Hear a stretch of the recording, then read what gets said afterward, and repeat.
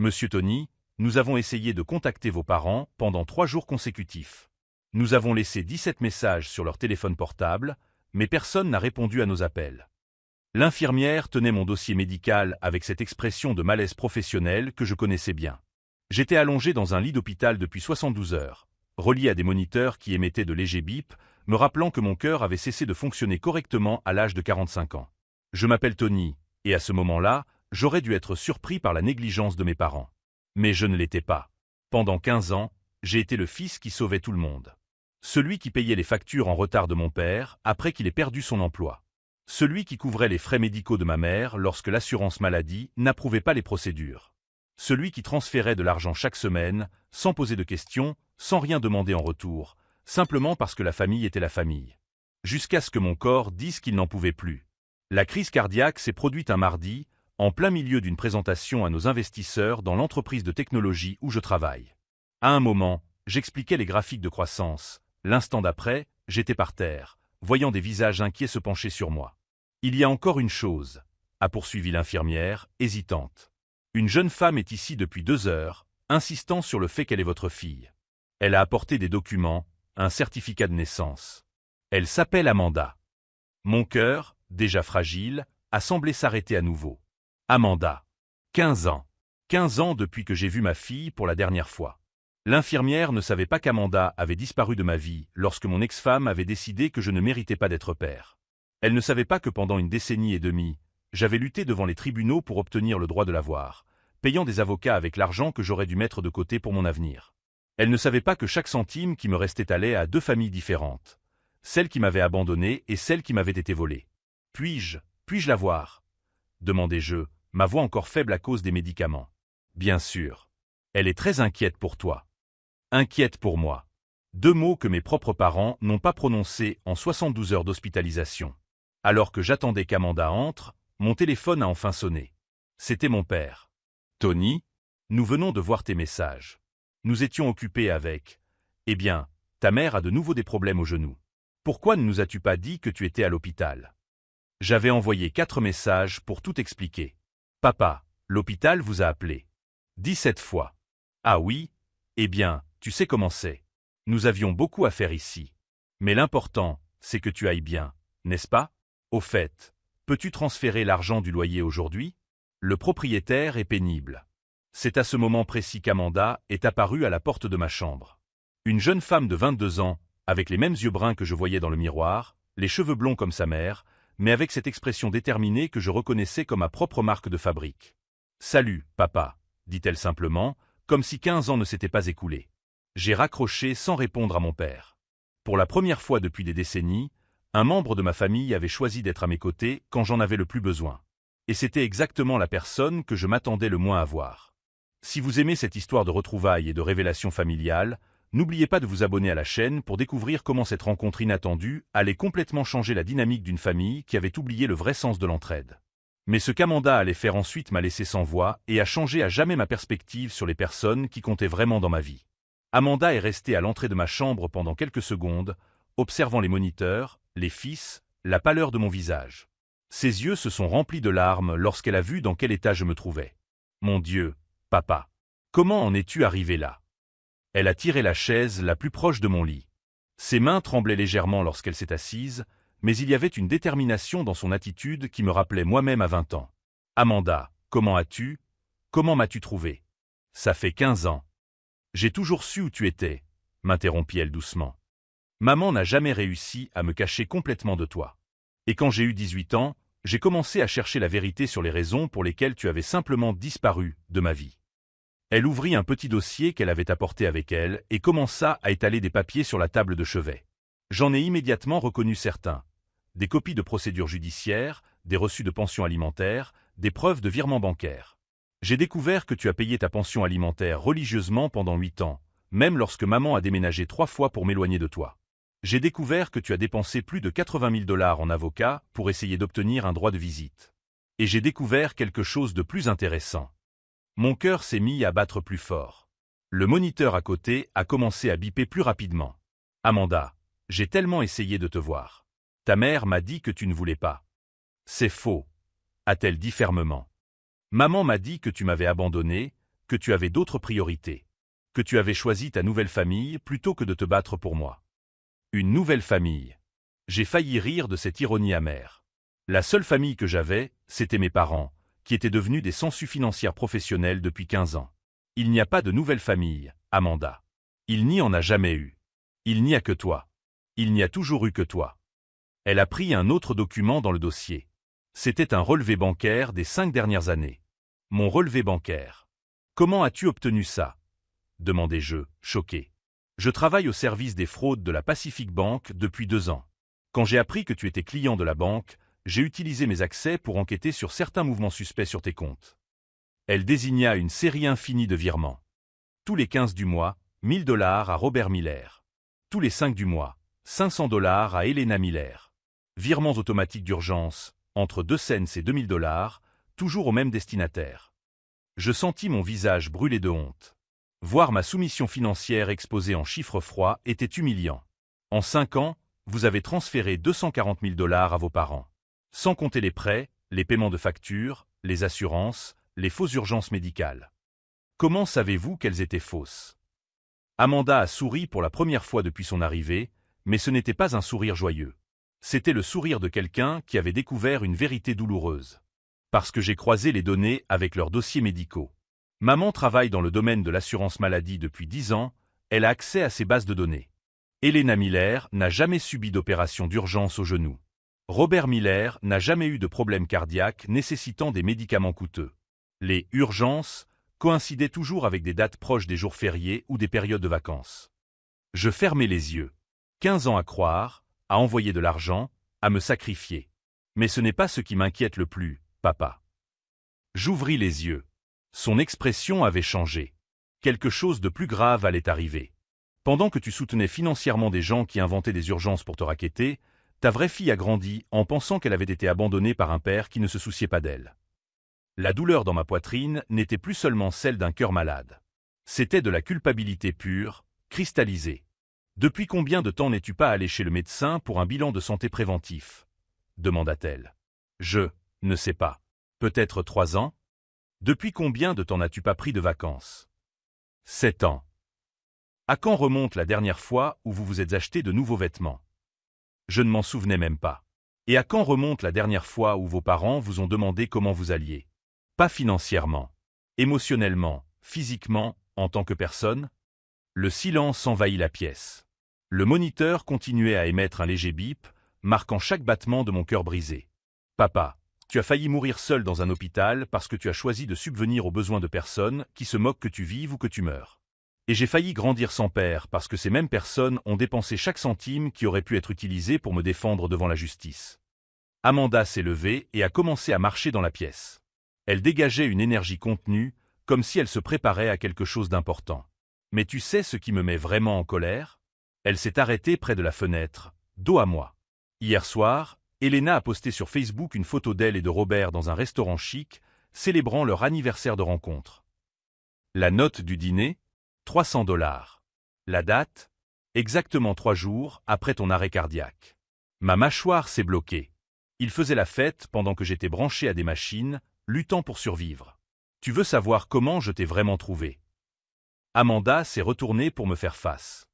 Robert a appelé mon travail hier. Il savait que je travaillais à la banque. Il voulait que je confirme s'il y avait un problème avec ces virements automatiques, car l'argent avait cessé d'arriver. J'ai senti une colère que je n'avais pas éprouvée depuis des années montée dans ma poitrine. Il n'a pas appelé parce qu'il s'inquiétait pour ta santé. Il a appelé parce qu'il s'inquiétait pour l'argent. C'est là que j'ai décidé que 15 ans de séparation avaient suffi. Amanda est revenue s'asseoir et s'est penchée vers moi. Papa, je ne suis pas venu ici uniquement pour te revoir. Je suis venu ici pour te sauver. Et pour m'assurer que Robert et Elena paient pour chaque dollar qu'ils ont volé, pour chaque année que nous avons perdue et pour chaque larme que nous avons versée à cause d'eux. Son ton avait changé. Elle n'était plus la fille émue qui retrouvait son père perdu. C'était une professionnelle déterminée, avec un plan. Que veux-tu dire par « payer » ? Amanda sourit à nouveau, mais cette fois-ci, c'était différent. C'était le sourire de quelqu'un qui avait des atouts dans sa manche que personne n'attendait. Disons simplement que travailler au service des fraudes vous apprend à identifier des schémas très intéressants. Et les schémas dans les comptes de Robert et Elena Miller sont extrêmement suspects. Elle ferma le dossier, mais ne rangea pas les papiers. Repose-toi aujourd'hui, papa. Demain, quand tu seras plus en forme, je te montrerai exactement comment nous allons récupérer chaque centime qu'ils nous ont volé. Et peut-être même plus. Pendant qu'Amanda rangeait ses documents, une infirmière entra pour vérifier mes signes vitaux. Ma tension s'était stabilisée pour la première fois depuis des jours. Mon cœur, qui était brisé depuis 15 ans, recommençait enfin à battre avec détermination. Mais ce qu'Amanda avait découvert sur les activités financières de mes parents allait bouleverser tout ce que je pensais savoir à leur sujet et déclencher un revirement que personne n'aurait pu prévoir.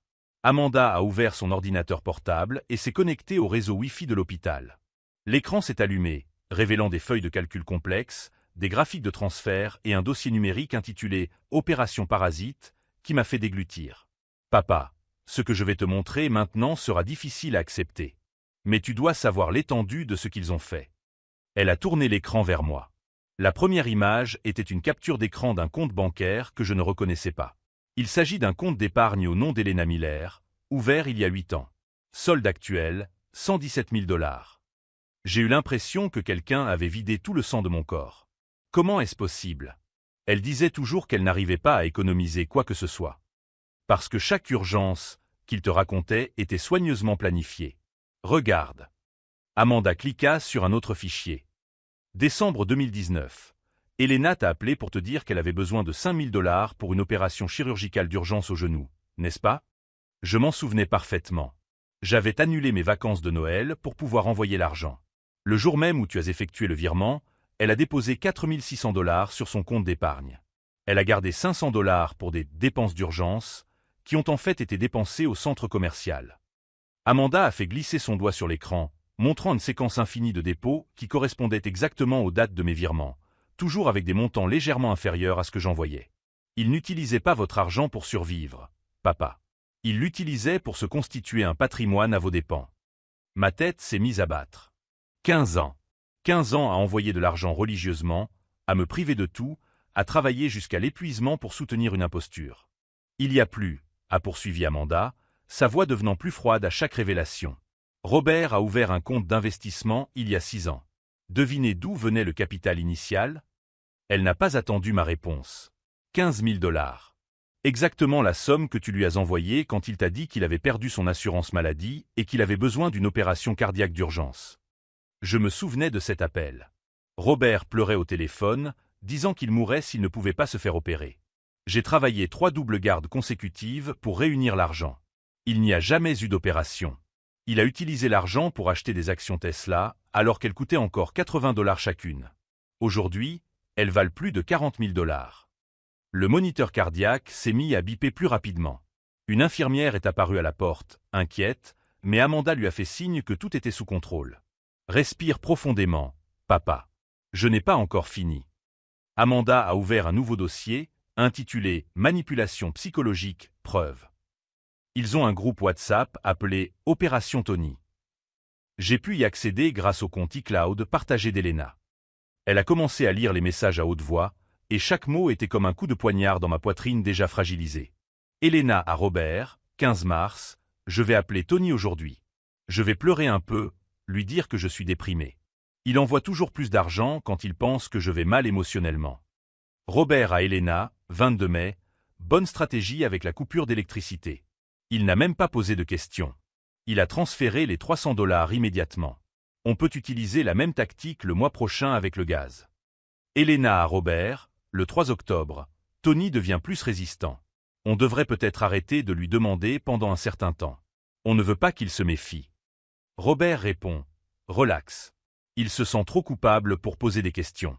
Il a toujours été le cœur tendre de la famille. Amanda a fait une pause et m'a regardé droit dans les yeux. Le dernier message date d'il y a 2 jours. Elena à Robert, tu penses qu'on devrait rendre visite à Tony à l'hôpital? Sa réponse, pourquoi? Il ne va pas mourir. Et s'il mourait, on hériterait de tout de toute façon. Mieux vaut profiter de son absence pour faire ce voyage aux Caraïbes qu'on avait prévu. Je ne pouvais plus parler. Les larmes coulaient silencieusement sur mon visage, mouillant le drap de l'hôpital. Papa, ils ont acheté des billets pour Cancun hier. Hôtel 5 étoiles, 1 semaine. Avec l'argent qui aurait dû servir à payer leurs factures d'urgence. Amanda a fermé son ordinateur portable et s'est levée pour se diriger vers la fenêtre. Le soleil de l'après-midi projetait sa silhouette contre le mur, et pendant un instant, elle a semblé beaucoup plus âgée que ses 22 ans. Tu sais ce qui est le plus cruel dans toute cette situation? Elle se tourna vers moi. Pendant qu'ils constituaient leurs réserves d'urgence et leur portefeuille d'investissement à la sueur de leur front, tu as perdu toutes les occasions de te battre pour moi devant la justice. Chaque dollar qui aurait pu payer un meilleur avocat, chaque heure que tu as passé à travailler au lieu de te battre pour tes droits en tant que père. Sa voix se brisa. Ils n'ont pas seulement volé ton argent, papa. Ils ont volé 15 ans de notre relation. 15 anniversaires que nous n'avons pas célébrés ensemble. 15 Noëls que nous avons passés séparés. 15 ans de ma vie à croire que mon père ne m'aimait pas assez pour se battre pour moi. Je tendis la main vers elle, et Amanda la saisit fermement. Je suis tellement désolé, Amanda. Si j'avais su. Tu ne pouvais pas savoir.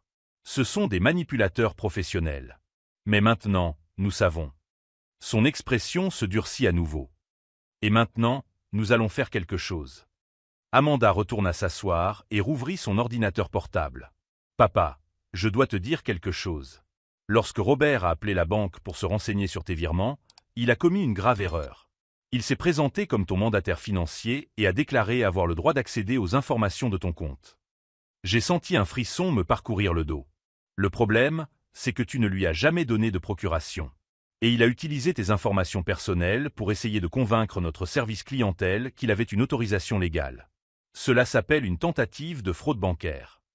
Amanda ouvrit un fichier audio. J'ai enregistré toute la conversation. C'est le protocole du département. Et, par coïncidence, la tentative d'accès frauduleux à des comptes bancaires est un crime fédéral. Elle a fait une pause, laissant l'information faire son effet. Papa, avec les preuves que nous avons recueillies, je peux non seulement récupérer tout l'argent qu'ils t'ont volé, mais aussi les poursuivre en justice pour fraude, extorsion émotionnelle et détournement de fonds. Mon téléphone a sonné.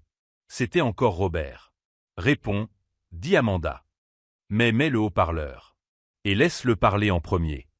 J'ai appuyé sur le bouton vert, les mains tremblantes. Tony? Enfin.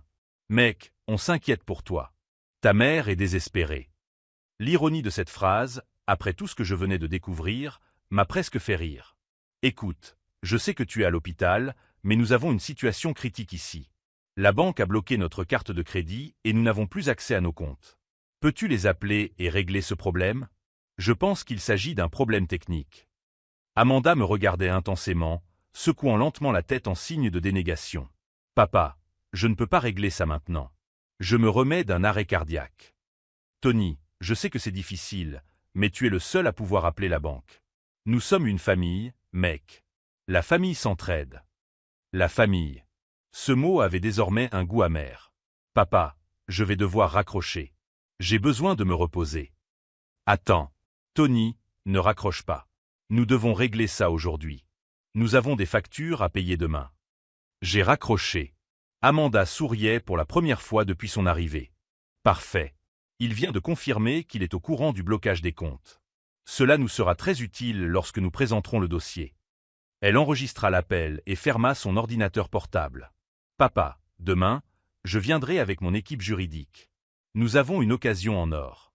Robert et Elena quittent le pays demain soir, pensant qu'ils sont en sécurité. Ils ne savent pas que nous avons déjà commencé à retracer chaque transaction, chaque mensonge, chaque manipulation. Amanda s'est levée et m'a embrassé sur le front. Repose-toi aujourd'hui. Demain, quand tu seras plus en forme, nous commencerons à récupérer tout ce qu'ils nous ont volé. Et quand nous aurons terminé, ils comprendront le vrai sens du mot urgence. Pendant qu'Amanda rangeait ses papiers pour partir, mon téléphone a vibré, signalant un message d'Elena. Tony, chérie, nous avons appris que tu étais à l'hôpital. Nous prions pour toi. Quand tu te sentiras mieux, pourrions-nous discuter de certaines factures urgentes? Bisous. J'ai montré le message à Amanda. Elle a simplement hoché la tête et murmuré « Ils n'ont vraiment aucune idée de ce qui les attend ». Mais ce à quoi aucun de nous ne s'attendait, c'est que Robert se doutait déjà de quelque chose. Et lorsqu'il découvrirait qu'Amanda était impliquée, il prendrait des mesures désespérées qui mettraient presque notre vengeance en péril. Le lendemain matin, Amanda est arrivée à l'hôpital accompagnée de 2 personnes qui m'ont fait me redresser dans mon lit malgré la douleur dans ma poitrine. Un homme d'une 50aine d'années, en costume impeccable, un porte-documents en cuir à la main. Une femme plus jeune, avec une tablette et un enregistreur numérique, l'air de quelqu'un qui n'accepte aucune excuse. Papa, je te présente Marcus Wright, avocat spécialisé dans les crimes financiers, et Sarah Chen, enquêtrice en criminalistique numérique. Il travaille sur des affaires de fraude familiale depuis plus de 10 ans. Marcus s'est approché de mon lit et m'a serré fermement la main. Monsieur Tony, Amanda nous a montré les preuves préliminaires. Franchement, c'est l'un des cas les plus évidents d'extorsion familiale que nous ayons jamais rencontrés. Vos parents ont mis en place un système systématique de manipulation émotionnelle à des fins d'appropriation frauduleuse. Sarah ouvrit sa tablette et commença à faire défiler des feuilles de calcul à l'écran. Nous avons réussi à retracer l'argent sur 5 années complètes. 240 000 $ ont été transférés sur leur compte personnel, dont 117 000 ont été déposés sur des comptes d'épargne et des placements secrets. Cela constitue un crime fédéral. Mon téléphone a sonné. C'était Elena. Tony, chérie, comment te sens-tu? Nous sommes très inquiets. Au fait, peux-tu nous aider avec une petite urgence aujourd'hui? Robert a un problème avec sa voiture. J'ai raccroché sans répondre. Parfait, a dit Marcus. Ils ne savent pas qu'ils font l'objet d'une enquête. Ils vont continuer à essayer de nous extorquer de l'argent, ce qui ne fait que renforcer notre dossier. Amanda a rapproché une chaise. Papa, voici ce que nous avons découvert hier soir. Sarah a piraté. Je veux dire, elle a légalement enquêté sur leurs appareils grâce à des mandats accélérés. Sarah a ri doucement. Amanda a un don pour les enquêtes. Elle a découvert que Robert a un compte aux Caraïbes. À la Bank of Bermuda. Solde actuel, 62 000 $. J'ai senti mon sang bouillir. Il a ouvert ce compte il y a 3 ans, exactement 2 semaines après que tu lui aies envoyé 50 000 $ pour sa chirurgie cardiaque d'urgence. Marcus a feuilleté quelques documents. Nous avons également trouvé quelque chose d'intéressant. Elena a un profil LinkedIn en tant que conseillère financière indépendante. Elle propose des services de gestion patrimoniale familiale pour un montant compris entre 5 et 10 000 $ par consultation. Qu'est-ce que cela signifie? Amanda et Marcus ont échangé un regard. Cela signifie qu'elle apprend à d'autres personnes à faire exactement ce qu'elles t'ont fait. Comment manipuler les membres de leur famille pour financer un train de vie luxueux. Ma tête s'est remise à battre. Papa, il y a plus. Sarah a trouvé un groupe WhatsApp appelé « Projet d'indépendance financière » dont Elena est l'administratrice. Elle partage des « études de cas » sur la manière d'obtenir un soutien familial durable. Sarah a fait glisser son doigt sur l'écran de la tablette. Je vais lire quelques extraits de ces messages dans le groupe. Le secret est de ne jamais donner l'impression que vous en demandez trop. De petits montants réguliers suscitent moins de résistance que les urgences importantes. Et utilisez toujours, la culpabilité émotionnelle. Les enfants qui aiment leurs parents ne remettent jamais en question les besoins médicaux. J'avais envie de vomir.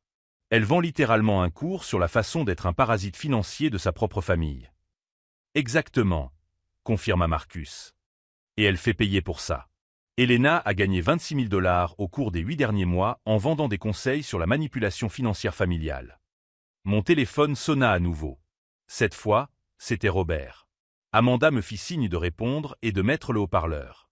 Tony, mec, il faut qu'on parle. Les choses sont un peu compliquées ici. Salut, papa. Comment ça, compliqué? Eh bien, la banque se comporte bizarrement. Ils ont dit qu'il y avait une enquête sur nos comptes. Quelque chose à propos d'une activité suspecte. Tu es au courant de quelque chose? Marcus enregistrait tout. Je ne sais rien, papa. Je suis à l'hôpital, en convalescence. Tony, écoute, tu ferais peut-être mieux de rentrer à la maison dès que tu sortiras de l'hôpital. On pourra discuter en personne, régler ces affaires de famille en famille. Tu vois? Le mot « famille » résonnait désormais comme des ongles griffant un tableau noir. Papa, je vais devoir rester quelques jours au repos. Le médecin m'a dit que je ne pouvais pas voyager. Tony, c'est sérieux. La banque pose des questions sur les virements que tu nous as faits. Ils traitent ça comme s'il s'agissait d'une sorte de fraude. Silence. Robert venait de se compromettre. Quel genre de questions, papa? Ils veulent savoir si les virements ont été effectués sous la contrainte ou, je ne sais pas, sous de faux prétextes médicaux. C'est ridicule, non? Je veux dire, tu nous as toujours aidés parce que tu le voulais. Marcus souriait. Bien sûr, papa. Ça a toujours été mon choix. Exactement. Alors tu peux les appeler et clarifier cela? Leur dire que tous les virements ont été volontaires et qu'il n'y a aucun problème. Je vais voir ce que je peux faire. J'ai raccroché. Il vient d'avouer qu'il est au courant de l'enquête et qu'il tente d'entraver la justice, a déclaré Marcus. C'est un autre crime fédéral. Sarah tapait furieusement sur son clavier. Je viens de recevoir la confirmation. Robert et Elena se sont enregistrés en ligne pour le vol de ce soir à destination de Cancun. Hôtel 5 étoiles pour une semaine. Montant total du voyage, 8 000 $. Il fuit le pays avec l'argent volé, murmurai-je. Techniquement, ce n'est pas encore une fuite. Mais ça le sera, sourit Amanda. Marcus ouvrit son porte-documents. Tony, voici ce que nous allons faire. Aujourd'hui, à 15 heures, nous allons intenter une action civile pour détournement de fonds, fraude et extorsion émotionnelle. Simultanément, le FBI sera informé du transfert international de fonds obtenus frauduleusement. À 17 heures, poursuivit Sarah, tous les comptes bancaires de Robert et Elena seront gelés, y compris le compte aux Caraïbes. Amanda se pencha en avant. À 19 heures, lorsqu'ils arriveront à l'aéroport, ils découvriront que leurs passeports ont été signalés par les douanes en raison de l'enquête fédérale en cours. Marcus referma son porte-documents. Et à 21 heures, alors que leur vol devrait décoller pour Cancun, ils seront officiellement informés de la procédure qui pourrait leur valoir 5 à 10 ans de prison fédérale. Je regardais les 3 personnes. Ma fille, que je n'avais pas vue depuis 15 ans, était devenue ma sauveuse. Et elle avait amené avec elle des alliés professionnels qui avaient transformé ma douleur en justice mathématique. Tony, dit Marcus sérieusement, une fois que nous aurons commencé, il n'y aura plus de retour en arrière. Ils seront arrêtés, poursuivis et probablement condamnés. Êtes-vous prêt pour cela? Je regardai Amanda. Ses yeux me rappelèrent la fillette de 7 ans qui construisait des châteaux de sable avec moi les dimanches après-midi. Amanda, tu es sûre de vouloir t'impliquer dans cette affaire? Ce sont tes grands-parents. Papa, dit-elle fermement, ils ont volé 15 ans de notre relation. 15 ans que nous ne récupérerons jamais. Et ils étaient prêts à te laisser mourir seul à l'hôpital pendant qu'ils dépensaient ton argent en vacances. Elle me prit la main. Ils ne sont pas une famille. Les familles ne font pas ça. Si tu te demandes si ce combat en vaut la peine, souviens-toi, les personnes qui se soucient de ce genre d'histoire sont celles qui comprennent l'importance de se battre pour la justice. Marcus regarda sa montre. Il est 11h20. Dans 3h40, nous commencerons l'opération. Après cela, il n'y aura plus de retour en arrière possible. J'ai pris une profonde inspiration. Le moniteur cardiaque a émis un bip plus lent et plus stable. Allons-y. Amanda m'a embrassé sur le front. Papa, dans quelques heures, Robert et Elena vont découvrir qu'ils ont complètement sous-estimé 2 choses. Ce que tu représentes pour moi et ce que j'ai appris sur la justice au cours de ces 15 années loin de chez moi. Pendant que Marcus et Sarah organisaient les derniers documents, mon téléphone a vibré avec un dernier message d'Elena. Tony, mon amour, nous venons d'apprendre que tu as obtenu ton congé hospitalier aujourd'hui. Quel soulagement! Nous partons pour l'aéroport maintenant, mais quand nous reviendrons de notre petit voyage, nous viendrons te rendre visite. Nous avons besoin de discuter de certaines choses importantes. Nous t'aimons. J'ai montré le message à Amanda.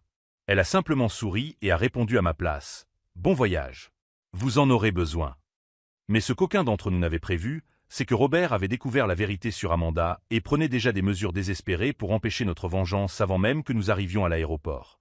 À 15h pile, je signais les documents juridiques sur mon lit d'hôpital tandis que Marcus et Sarah coordonnaient l'opération depuis leur téléphone portable. Amanda tenait ma main libre, les yeux brillants d'une détermination que je n'avais pas vue depuis qu'elle était enfant et construisait des forts dans le jardin. Procédure civile engagée, annonça Marcus. Action pour détournement de fonds, fraude et extorsion émotionnelle. Montant réclamé, 500 000 $ pour dommages matériels et moraux.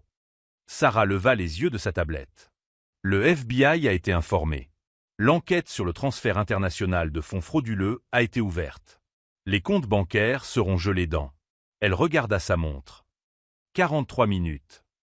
Mon téléphone portable sonna. Robert. Papa, nous avons un sérieux problème. La banque a annulé nos cartes et nous ne pouvons pas faire l'enregistrement en ligne. Peux-tu les appeler? Sa voix était tendue, presque désespérée. Papa, je ne peux pas t'aider pour l'instant. Je suis encore hospitalisé. Tony, écoute, je sais que les choses sont bizarres, mais nous devons régler ça aujourd'hui. Notre vol est à 21h. Amanda me fit signe de mettre le haut-parleur. Quel genre de problème avez-vous? La banque a dit qu'il y avait une enquête fédérale sur nos comptes. Fédérale. Tony. C'est fou. Nous sommes une famille honnête. Marcus enregistrait tout en souriant. Papa, ont-ils dit ce qu'ils enquêtaient? Quelque chose à propos de transferts suspects et de fraude familiale. Tony, tu dois les appeler et leur expliquer que tous les transferts étaient légitimes. Que tu nous as aidés de ton plein gré. Je vais voir ce que je peux faire. J'ai raccroché. Il vient d'admettre qu'il était au courant de l'enquête et a demandé une obstruction à la justice, a déclaré Marcus. Cela facilite grandement notre travail. Sarah s'est levée. Il est 17h15. Les comptes ont été officiellement gelés. Robert et Elena ont exactement 230 $ en espèces à eux deux, selon le dernier retrait qu'ils ont effectué. Comment le sais-tu? Amanda sourit. Papa, tu as oublié que je travaille à la banque? J'ai accès à tous les mouvements en temps réel. Ils ont retiré 200 $ chacun, pensant que cela suffirait pour leurs dépenses pendant le voyage. Mon téléphone a explosé d'appels. Robert, Elena, des numéros inconnus. Ne réponds pas, dit Marcus. Laisse-les paniquer encore quelques heures. À 19h30, Amanda reçut un appel. Aéroport international, répondit-elle formellement. Département de la sécurité. Elle ne travaillait pas à l'aéroport, mais elle avait apparemment des contacts partout. Oui, ils viennent d'arriver à l'enregistrement. Leurs passeports ont été signalés comme demandé. Ils sont dirigés vers une salle d'attente spéciale. Amanda raccrocha et se tourna vers moi. Papa, Robert et Elena sont en train de découvrir que leurs passeports ont été temporairement suspendus en raison d'une enquête fédérale en cours. Ils ne peuvent pas quitter le pays. 15 minutes plus tard, mon téléphone a sonné. Elena. Tony, il s'est passé quelque chose de terrible. Nous sommes coincés à l'aéroport. Ils ont dit que nos passeports étaient bloqués pour une enquête. C'est un malentendu absurde. Sa voix était hystérique. Maman, quel genre d'enquête? Ils ne l'ont pas bien expliqué. Quelque chose à propos de crimes financiers fédéraux. Tony, tu dois venir ici immédiatement et régler ça. Maman, je suis à l'hôpital. Je ne peux pas voyager. Alors appelle quelqu'un. Appelle un avocat. Tony, nous ne pouvons pas rater ce voyage. Nous avons déjà payé 8 000 $. Amanda m'a regardé et m'a chuchoté. Dis-lui que tu vas essayer de les aider et demande-lui où il se trouve exactement. Maman, dans quel terminal êtes-vous? Terminal Nord, salle d'attente 17. Tony, s'il te plaît, tu es le seul à pouvoir nous aider. J'ai raccroché. Parfait, a dit Amanda. Maintenant, allons les voir en personne. Sarah a rassemblé quelques documents dans un dossier. Tony, le médecin t'a autorisé à sortir pendant 2 heures, à condition que tu utilises un fauteuil roulant et que tu sois accompagné. C'est l'heure de l'affrontement final. L'aéroport était bondé lorsque nous sommes arrivés. Amanda poussait mon fauteuil roulant, tandis que Marcus et Sarah marchaient à nos côtés. Nous avons trouvé la salle d'attente 17, où 2 agents fédéraux retenaient Robert et Elena à une table d'interrogatoire improvisée. Quand ils m'ont vu arriver, le visage d'Elena s'est illuminé de soulagement. Tony, Dieu merci, tu es venu. Dis à ces agents que nous sommes une famille honnête, que nous n'avons jamais rien fait d'illégal. Robert s'est levé, mais l'agent lui a fait signe de se rasseoir. Mon fils, règle ça. Appelle qui tu dois appeler. On nous traite comme des criminels. C'est alors qu'Amanda s'est placée devant eux. Bonjour, grand-mère. Bonjour, grand-père. Elena a pâli. Amanda, que fais-tu ici? Robert regarda Amanda, puis moi, puis les agents fédéraux. Attends, tu es impliqué dans cette affaire. Amanda posa le dossier sur la table. Très impliquée. En fait, je suis l'enquêteuse principale. Elle ouvrit le dossier et commença à étaler les preuves sur la table. Relevé du compte secret de Robert Miller à la Bank of Bermuda. Solde, 62 000 $ provenant de virements frauduleux. Elena tenta de parler, mais Amanda continua. Preuves provenant du cabinet de conseil en ligne d'Elena Miller, qui enseigne à d'autres personnes comment manipuler leurs proches à des fins d'extorsion financière. Chiffre d'affaires avéré, 26 000 $. Robert finit par exploser. Amanda, tu es notre petite fille. Comment peux-tu nous faire ça? Amanda se pencha sur la table, le regardant droit dans les yeux. Grand-père, vous m'avez volé 15 ans de relation avec mon père. 15 ans pendant lesquels j'ai grandi en pensant qu'il ne m'aimait pas, parce que chaque centime qui aurait pu être utilisé pour se battre pour moi devant les tribunaux servait à financer votre train de vie. Elena se mit à pleurer. Amanda, ma chérie, nous ne savions pas pour toi. Ton père ne nous en a jamais parlé. Mensonge, l'interrompit froidement Amanda. J'ai les messages WhatsApp. Vous saviez pour moi depuis le début et vous avez consciemment choisi de maintenir papa dans une situation financière précaire afin qu'il ne puisse pas se battre pour obtenir la garde. Elle sortit un autre document. Message d'Elena à Robert, mars 2015, Tony parle d'engager un nouvel avocat pour voir sa fille. Je pense qu'il est temps d'inventer une autre urgence médicale pour vider ses économies. Le silence dans la pièce était assourdissant. Marcus s'approcha de la table. Monsieur et Madame Miller, vous êtes officiellement informés du procès civil pour détournement de fonds d'un montant de 500 000 $. De plus, le FBI a ouvert une enquête pour fraude bancaire, extorsion familiale et tentative d'entrave à la justice. Sarah consulta sa tablette. Vos comptes d'épargne et d'investissement ont été gelés. Le patrimoine total identifié s'élève à 189 000 $, provenant tous de virements frauduleux effectués par Tony Miller. Robert tenta un dernier coup. Tony, tu ne peux pas les laisser nous faire ça. Nous sommes tes parents. Je me levai de mon fauteuil roulant pour la première fois depuis des jours, en m'appuyant sur Amanda. Papa, vous m'avez laissé mourir seul à l'hôpital pendant que vous faisiez la fête dans un restaurant chic. Vous avez bâti un empire financier avec mon argent pendant que je travaillais jusqu'à faire un arrêt cardiaque. Et vous avez volé 15 ans à ma fille. Ma voix était ferme, plus forte qu'elle ne l'avait été depuis des années. Vous n'êtes pas mes parents. Vous êtes des parasites financiers que j'ai soutenus pendant 15 ans. Elena était désespérée. Tony, je t'en prie. Nous sommes une famille. Amanda a ri amèrement. Une famille ne fait pas ça. Une famille vient te voir quand tu es en train de mourir à l'hôpital. Une famille n'invente pas de urgence médicale pour voler de l'argent. Une famille ne sépare pas un père de sa fille par cupidité. L'un des agents fédéraux s'est levé. Monsieur et Madame Miller, vous êtes officiellement accusés de fraude bancaire et d'extorsion familiale. Vous avez le droit de garder le silence. Pendant que les agents lisaient leurs droits, Amanda m'a pris la main. Papa, l'enquête a révélé autre chose. Ils n'ont pas fait ça seulement à toi. Comment ça? Elena a 12 clients différents dans son cabinet de conseil. 12 familles qui sont manipulées de la même manière. Le FBI va enquêter sur tous les cas. Sarah s'est approchée de nous. Tony, vous ne vous êtes pas seulement vengé. Vous avez sauvé 12 familles de la même destruction. Alors que Robert et Elena étaient escortés par les agents fédéraux, Elena a crié une dernière fois. Tony, tu vas le regretter. Nous sommes ta seule famille. Amanda a répondu à ma place. Grand-mère, il a une famille. Il m'a moi. Et contrairement à vous, je suis apparu quand il en avait besoin. Mais ce que nous avons découvert le lendemain allait complètement changer notre perception de l'étendue de la manipulation exercée par Robert et Elena, et révéler une dernière vérité dévastatrice à laquelle aucun d'entre nous ne s'attendait. Le lendemain, à l'aéroport, Sarah est arrivée avec une découverte qui allait tout changer à jamais. Tony, je dois te montrer quelque chose que nous avons trouvé lors de l'examen médico-légal des appareils d'Elena. Elle a ouvert son ordinateur portable et m'a montré un dossier numérique intitulé « Projet séparation ». Elena et Robert n'ont pas seulement volé ton argent. Ils ont activement orchestré ta séparation d'avec Amanda. Amanda s'est approchée, curieuse. En 2009, alors que tu rassemblais de l'argent pour engager un nouvel avocat afin de lutter pour la garde, Elena a contacté directement ton ex-femme. Sarah a cliqué sur un fichier audio. Voici l'enregistrement d'un appel entre Elena et ton ex-femme, Jennifer.